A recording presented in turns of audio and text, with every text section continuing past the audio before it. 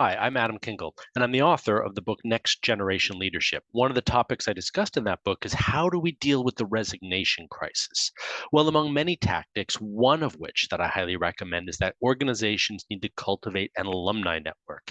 If it is true that Generation Y or millennials are leaving their organizations with frightening rapidity, what my research shows is they're often anticipating leaving every 2 to 5 years from one organization to the next, then it's best that we consider how we might allow them to come back at some point in the future. So they may not stay for more than 2 to 5 years at a time, but perhaps we can convince them to come back 2, 3 times over the course of their careers. And in so doing, they've developed all these new senior leadership skills, customer relations skills, sales skills, whatever it might be, which you didn't have to pay for.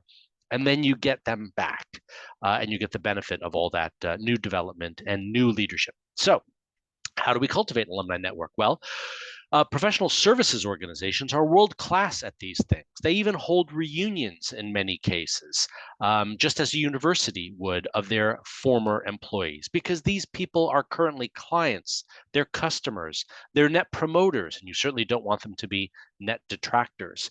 But what too many organizations do instead of cultivating those relationships, instead of holding alumni reunions, instead of keeping a social network alive among their alumni, is when someone resigns, they say, "Oh, you're leaving? Okay, leave your swipe card on the desk and don't let the door hit your butt on the way out." That's certainly not the way forward if we want to keep a workforce, whether it's in one go at a time or 2 or 3 goes at a time.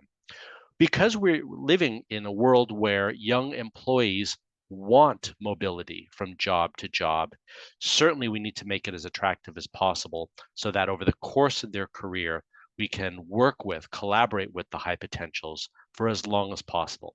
Only thing is, it may not be all in one go. If you'd like to find out more, please go to my website, adamkingle.com.